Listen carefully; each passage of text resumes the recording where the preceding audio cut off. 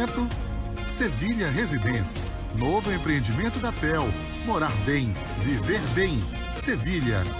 E Labo, quer mais agilidade no dia do seu exame? Agende pelo aplicativo.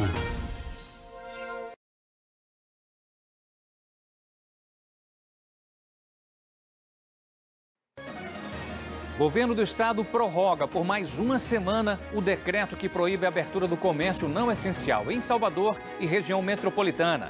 A Bahia completa um ano desde o primeiro caso de Covid, vivendo o pior momento da pandemia.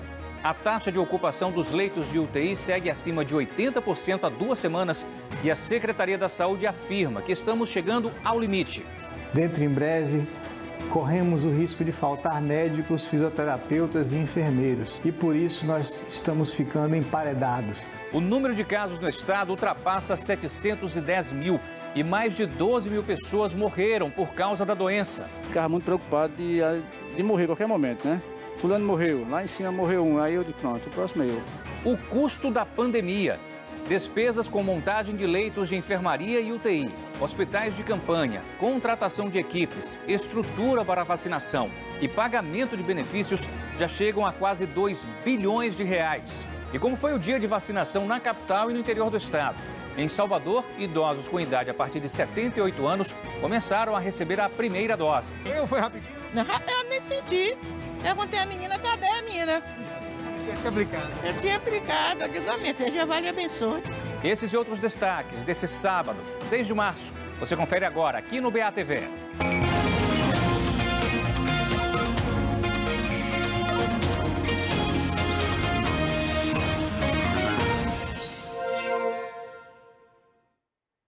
Olá, boa noite. O governo do estado decidiu prorrogar o decreto que proíbe o funcionamento do comércio considerado não essencial em Salvador e região metropolitana. A medida segue valendo na próxima semana. A repórter Luana Assis tem as informações ao vivo para a gente. Boa noite, Luana. Até que dia vai valer o decreto? Boa noite, Sadak. Boa noite a todos. Olha, o decreto vai valer até às 5 da manhã do dia 15 de março. Hoje de tarde, o governador Rui Costa e os prefeitos de Salvador e região metropolitana se reuniram e tomaram essa decisão depois de avaliarem o cenário da pandemia. Então, apesar da abertura de novos leitos nos últimos dias, a ocupação das UTIs em Salvador está em 85%, no estado 87%, na capital 47 pessoas esperam regulação para hospitais de campanha e na rede privada a maioria dos hospitais está com mais de 95% também de ocupação e tem gente também esperando vagas. Então, para evitar o colapso no sistema de saúde e aumentar a taxa de isolamento social e diminuir a taxa de transmissão, foi tomada essa decisão de restringir o comércio e, de acordo com o governador Rui Costa, essa flexibilização só vai acontecer se a ocupação de leitos de UTI em Salvador e região metropolitana chegar a 80%. Só dá aqui, volto com você. Obrigado, Luana. E hoje faz exatamente um ano que a Bahia confirmou o primeiro caso de Covid-19. A partir dali, nossa rotina era quebrada com a chegada de um novo normal, marcado pelo uso de máscara, álcool em gel e distanciamento social. De lá para cá, mais de 670 mil pessoas venceram a doença, mas mais de 12 mil perderam a vida nessa batalha com o vírus. E quando, enfim, a cura aparece, o estado mergulha no seu período mais crítico. A Covid causou muita dor, interrompeu planos e destruiu sonhos de famílias. Monique viveu o luto 4 vezes e nem pôde se despedir de quem amava. Até isso, o coronavírus arrancou dela. Primeiro eu perdi uma tia, irmã de minha mãe, no início de agosto. No dia 30 de agosto, meu pai faleceu. 10 dias depois, foi minha mãe. E agora, em janeiro, eu perdi uma tia de consideração, mãe de uma grande amiga da adolescência. Eles partem, a gente não pode se despedir. É muito grotesco, é muito rápido, é desumano, porque um dia a pessoa está bem, no outro dia a pessoa piora e falece. Também teve gente que chorou de alegria por ter sobrevivido. Seu José Carlos passou 16 dias na UTI da cidade de Juazeiro e nunca vai se esquecer o que viu dentro do hospital. Ficava muito preocupado de morrer a qualquer momento, né? Que tinha do meu lado direito, eu morria, da esquerda eu morria. Aí eu ficava, fulano morreu, lá em cima morreu um, aí eu disse, pronto, o próximo é eu. A luta contra o inimigo invisível começou aqui na Bahia no dia 6 de março de 2020. O primeiro caso do novo coronavírus foi confirmado na cidade de Feira de Santana. Uma mulher de 34 anos que tinha voltado de uma viagem à Itália. O desafio era evitar que o vírus se espalhasse por todo o estado. As medidas restritivas começavam de forma sutil em março do ano passado, quando o governador suspendeu as aulas na rede estadual e proibiu eventos com mais de 50 pessoas. 3 dias depois, foi confirmado que a doença se espalhava de forma comunitária no estado. A partir dali, não era mais possível mapear a origem da contaminação. A ciência era a esperança no mundo inteiro. E 2 baianos foram fundamentais na luta contra a doença. A pesquisadora Jaqueline Góes fez o sequenciamento genético do coronavírus. Já o imunologista Gustavo Cabral de Miranda coordena a pesquisa da vacina brasileira contra a Covid no INCOR, em São Paulo. Ainda em março, morria o primeiro paciente infectado com a Covid-19 na Bahia, um homem de 74 anos. No dia 20 de abril, a primeira perda entre os profissionais da saúde, o médico Gilmar Calazans, que trabalhava na linha de frente em Ilhéus. Começava a corrida pela abertura de leitos em hospitais de campanha. O estado se juntava aos municípios no combate à Covid-19. Tivemos que realmente aprender a mexer com a alta complexidade e fazer esse trabalho que salvou tantas vidas. Eu disse, por um lado, a gente perdeu muitas vidas, por outro, a gente salvou tantas vidas, e eu acho que esse trabalho em parceria com a CESAB, com o governo do estado, fizeram isso, e esse aprendizado da alta complexidade e do tratamento da Covid. Após as flexibilizações das atividades não essenciais entre julho e setembro, das eleições em novembro e das festas de fim de ano, 2021 chegava com uma segunda onda e o primeiro caso de reinfecção foi confirmado. Mas janeiro também começava com esperança. A enfermeira Maria Angélica Carvalho Sobrinho foi a primeira pessoa a ser vacinada na Bahia, sob as bênçãos de Santa Dulce dos Pobres. 5 de fevereiro, o Laboratório Central da Bahia identifica a circulação de mutações do coronavírus no estado. Era a chegada das novas cepas. 12 dias depois, a Vigilância Epidemiológica da Bahia confirma a transmissão comunitária na Bahia da variante detectada no Reino Unido. A taxa de ocupação de leitos de UTI começa a subir e fica acima dos 80%. Sem profissionais de saúde suficientes no estado para trabalhar em novos hospitais de campanha, chegamos a um momento crítico da pandemia.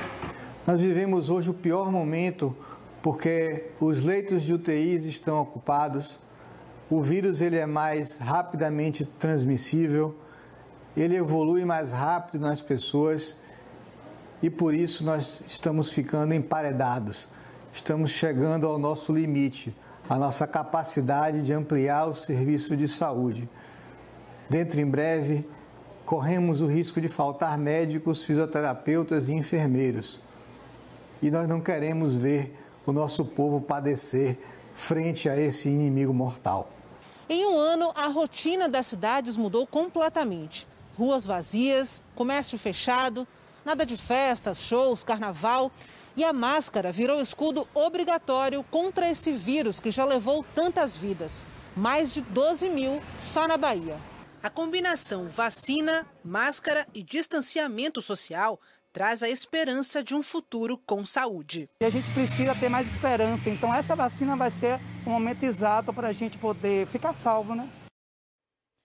E a gente vai ver agora os dados atualizados da Covid aqui no estado. Segundo a CESAB, nas últimas 24 horas, 4.525 novos casos, já são quase 711 mil no total. A média móvel de casos permanece em alta, assim como a média de mortes. Nas últimas 24 horas, 95 pessoas morreram. Já são 12.448 mortes. Quase 22 mil pessoas nesse momento lutam contra o vírus. A taxa de ocupação no estado ontem 87%, hoje 86%. Na capital, ontem 85%, hoje 84%. Agora preste atenção nesse número, quase 2 bilhões de reais. Este foi o valor gasto pelo estado com a pandemia, isso só no ano passado. Em Salvador, o custo é de 60 milhões de reais por mês e deve aumentar com a abertura de novos leitos e contratação de pessoal. E tudo isso em um momento de queda nas arrecadações por causa das medidas restritivas. Simone ficou conhecida neste ano por um episódio emocionante, num gesto de agradecimento no Dia do Senhor do Bonfim. Festa que este ano foi diferente, à distância por causa da pandemia. E ela também está à distância do trabalho. Recepcionista de turistas perdeu a renda que mantinha a casa porque o Pelourinho ficou sem movimento. Hoje, o que ajuda a pagar as contas são os R$ 270 que recebe de auxílio pago pela prefeitura. No momento que eu mais precisei, que deu para pagar meu recibo de água, meu IPTU, meu recibo de luz, só tenho gratidão. Auxílios emergenciais para redução dos impactos econômicos, montagem de leitos de enfermaria e UTI, abertura de hospitais de campanha, contratação de equipes para atuar na linha de frente da pandemia, estrutura para vacinação. Esses são apenas alguns dos custos para o Estado e os municípios desde a chegada do coronavírus à Bahia. Para o governo do Estado, a pandemia custou só no ano passado cerca de R$1,5 bilhão com montagem de leitos, equipes e medicamentos. E mais R$350 milhões que foram direcionados à assistência social, com a distribuição de cestas básicas para estudantes da rede estadual e centros de acolhimento para pacientes e familiares. O conjunto gerou isso, R$1,5 bilhão, né, com o Covid, mais 300 e poucos milhões nas diversas ações que o Estado também teve que bancar para dar suporte às ações de combate à pandemia. A queda na arrecadação dessa segunda onda vai ser sentida quando? Na verdade, essa é uma crise sanitária, onde a economia é um desdobramento da crise sanitária. Então, fica muito difícil fazer uma previsão, já que nós não temos uma certeza de quando essa segunda onda vai passar, quando é que isso vai melhorar, até porque o processo de vacinação está acontecendo muito aquém do desejado. Já a Prefeitura de Salvador gasta por mês cerca de R$60 milhões com a pandemia. 26 milhões na área de saúde. Entram aí leitos de enfermaria e UTI, além de estrutura, insumos e contratação de pessoal para vacinação. 14 milhões vão para cobrir as despesas com transporte urbano. 7 milhões vão para a área de educação, com a distribuição de 160 mil cestas básicas por mês a alunos da rede municipal. 6 milhões são destinados à assistência social, como a da dona Simone, para o pagamento do Salvador por Todos. Auxílio emergencial a trabalhadores como barraqueiros, baianas de acarajé e baleiros. E os quase R$8 milhões restantes são distribuídos entre operações da Guarda Civil, campanhas publicitárias e outros gastos. Ontem, depois de entregar mais 10 leitos de UTI numa estrutura perto do Gripário dos Barris, o prefeito de Salvador disse que o rombo no orçamento da saúde na capital para este ano é de R$400 milhões e que a despesa mensal vai aumentar ainda mais. Esqueça o que a gente aplica normalmente em todos os serviços da saúde que estão funcionando. Nós estamos falando por conta da pandemia. E não tenha dúvidas que a esses R$26 milhões vão se somar agora, esses 10 leitos. Vão se somar o hospital de campanha que nós vamos inaugurar segunda-feira. Vão se somar os recursos do Hospital Salvador que nós contratamos a Santa Casa de Misericórdia e fizemos a requisição administrativa que depois vai ter um valor a ser pago. Nós não temos recursos para segurar 6 meses investindo o que nós, nesse momento, estamos fazendo. A queda na receita é outro fator que preocupa tanto o município quanto o Estado. Em Salvador, uma cidade que respira entretenimento, a falta do carnaval, shows, eventos e da presença de turistas em hotéis e aeroporto representam uma queda de 56% de arrecadação do imposto sobre serviços nos 2 primeiros meses desse ano, comparado aos 2 primeiros meses de 2020, quando não existia pandemia. A prefeitura vive dos recursos que ela arrecada com seus impostos. Então, a partir do momento que a atividade econômica fica mais prejudicada por causa da pandemia, para que a gente possa salvar as vidas, de fato, a gente tem que ter uma atenção muito maior, uma preocupação em compatibilizar essa nossa receita, que é o que nós temos disponível para gastar durante o ano, com todas essas pressões na despesa. Para o secretário da Saúde de Salvador, o maior desafio da pandemia foi ter que conseguir recursos em um momento de queda de arrecadação por causa das medidas restritivas.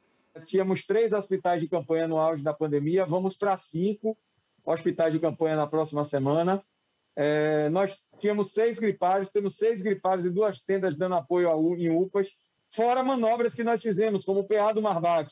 Nós aumentamos 5 leitos, 1 de sala vermelha e 4 clínicos. Isso tudo a gente fez aditivos a contratos, que é essa equação que é difícil de fechar. Uma queda brutal na arrecadação e um aumento brutal no investimento. Hoje, idosos a partir de 78 anos de idade começaram a receber a primeira dose da vacina contra a Covid em Salvador. Em outras cidades do estado, sábado também foi de vacinação. Hoje de manhã teve drive-thru de vacinação contra a Covid-19 em Juazeiro, no norte do estado. Idosos com 80 anos ou mais tomaram a primeira dose e teve plantão também para dar a dose de reforço aos idosos com mais de 87 anos. Mais de 6.000 pessoas já foram vacinadas em Juazeiro. Também hoje em Barreiras, na região oeste, foram aplicadas a primeira dose em idosos entre 80 e 84 anos e a segunda dose em idosos de 87 a 89 anos. Esta etapa da vacinação segue até quarta-feira, na modalidade drive-thru. Mais de 5.000 pessoas já foram vacinadas na cidade desde o início da imunização. Em Vitória da Conquista, a vacinação foi suspensa ontem, porque as doses acabaram. Em Salvador, seu Arnaldo, de 91 anos, exibia orgulhoso a caderneta de vacinação. Segunda dose, já acabou. Hoje é a segunda. Valeu, né? Seu Luiz, também de 91 anos, enfrentou a fila de carros com toda a disposição. Foi dirigindo sozinho ao Quinto Centro. Realmente eu faço academia, eu faço atividade física. Apesar de meus 92 anos chegando, eu faço isso tudo. E acho que a atividade física é essencial no ser humano. Hoje o dia de vacinação foi para idosos acima de 78 anos. Trabalho intenso desde amanhã. A imunização foi até antecipada em meia hora. Para poder agilizar a fila, né, e adiantar para eles ir para casa. Hoje foi dia também de uma operação especial da Limpurb, de desinfecção e higienização dos pontos de vacinação. Os agentes de limpeza percorreram 10 locais da cidade. Com estes pulverizadores, eles desinfectaram os ambientes. No início da tarde, mais de 162.000 pessoas já tinham recebido ao menos a primeira dose da vacina. Foi rapidinho? Não, eu nem senti. Perguntei à menina, cadê a menina? Já tinha aplicado. Eu tinha aplicado. Eu digo, minha filha, Jeová lhe abençoe. Amém. Amanhã a vacinação continua, mas só para a segunda dose, das 8 da manhã até 1 da tarde. Lembrando que todos os detalhes sobre a vacinação, o calendário completo, horários, postos de vacinação, você encontra na nossa página na internet, no G1 Bahia. Falando em vacinação, vou ver como é que está o vacinômetro. Em Salvador, já são mais de 211.000 pessoas vacinadas. Hoje, 9.650, mais de 41.000 trabalhadores da saúde já foram vacinados. No estado, até o momento, mais de 540.000 pessoas vacinadas, 305.000 são trabalhadores da saúde e isso representa 3,62% da população vacinada no estado. O prefeito de Vitória da Conquista, Erzen Guzmão, que foi diagnosticado com Covid logo depois das eleições, retornou para a UTI. Destaque do próximo bloco. E mais uma agência bancária explodida no interior do estado. A gente volta já.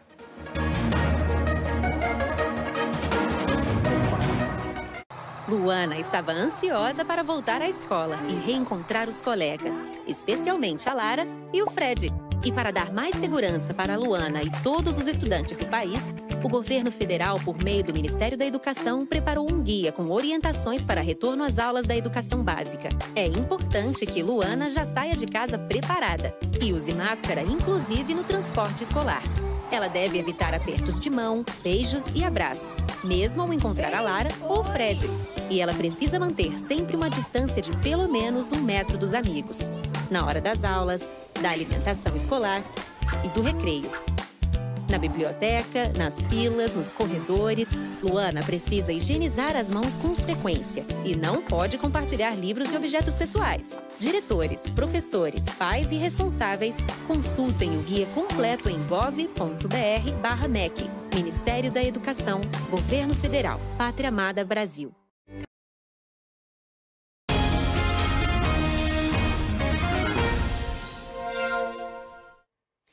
Uma agência bancária foi explodida nesta madrugada na cidade de Lagoa Real, a 200 quilômetros de Vitória da Conquista, no sudoeste baiano. O local ficou destruído, mas ninguém se feriu. Os moradores ouviram o barulho das explosões, chamaram a polícia, mas quando a guarnição chegou ao local, os bandidos já tinham fugido. Ninguém foi preso. Vamos ver agora outras notícias que foram destaques hoje no nosso portal G1 Bahia. Em recuperação da Covid-19, Erzen Guzmão retorna para a UTI do Hospital Sírio-Libanês. Ele que é prefeito de Vitória da Conquista. Inclusive, ele divulgou um áudio falando que precisa de mais oxigênio. Ele que descobriu que estava com Covid logo depois das eleições. Covid-19, decreto da Prefeitura de Uauá fecha bancos, lotéricas e mercados. Uauá que fica no norte do estado. Isso vale até às 5 horas da manhã de terça-feira, esse decreto lá na cidade. Moradores da cidade da Bahia acendem quase 2.000 velas em estádio para homenagear vítimas da Covid-19. Essa ação foi feita por jovens de Mutuípe, que fica no Vale do Jequiriçá. Inclusive, você conferiu esse vídeo com a gente no Bahia Meio Dia e pode conferir mais uma vez em g1.com.br/Bahia. Vamos de futebol agora, porque o Bahia está em campo nesse momento e o Vitória já jogou. E jogos são esses, Thiago. Boa noite. Tudo bem, Sodak? Boa noite, pessoal de casa. Foi bom você perguntar para poder situar o torcedor, porque são tantas competições paralelas, né? O foco hoje é a Copa do Nordeste. Lá em Fortaleza, o Vitória encarou o atual campeão, o Ceará, e sofreu a primeira derrota na temporada 2021. 3-1 para o Ceará. Vamos conferir aí os gols. Primeiro gol que sai desse lance que o Van não consegue cortar. E o Vitor Jacaré, emenda um chutaço ali, 1-0 para o Ceará. Ele havia acabado de entrar. Vico empata na cobrança de pênalti. Isso foi aos 33 minutos. Aos 43, olha ali o Van, João Vitor se atrapalhando, um deixa para o outro. E aí o Ceará consegue com o Jacaré o cruzamento. O Yuri defende a primeira cabeçada do Saulo Mineiro, mas depois ele completa para o fundo das redes. E o mesmo Saulo Mineiro faz 3-1 para o Ceará. O Vitória agora é terceiro colocado do seu grupo na Copa do Nordeste. E o Bahia está jogando nesse momento 25 minutos do segundo tempo e o Botafogo da Paraíba está ganhando. Vamos ver o gol que foi marcado ainda na primeira etapa. 2 toques sutis na bola ali e o William Machado fez o gol do Botafogo da Paraíba. Os 2 jogos pela Copa do Nordeste, 1-0. Esse jogo está com 26 minutos do segundo tempo. O Bahia ainda vai jogar amanhã, viu, Sodak? Vai jogar pelo Campeonato Baiano, jogo lá em Conquista, no Lomanto Júnior, contra o Vitória da Conquista. O Vitória tem folga aí do Campeonato Baiano nesse fim de semana. Tá certo, obrigado pelas informações, Thiago. Tchau, boa noite. A gente fica por aqui para rever as nossas reportagens. Acesse o G1 Bahia. Para você, uma boa noite. Se puder, fique em casa e um ótimo domingo. Tchau.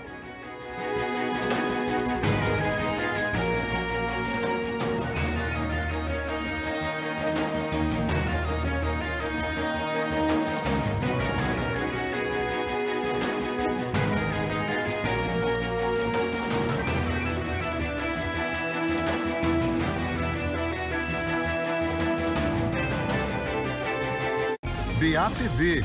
Oferecimento Sevilha Residência. Novo empreendimento da TEL. Morar bem, viver bem. Sevilha. E Labo. Quer mais agilidade no dia do seu exame? Agende pelo aplicativo.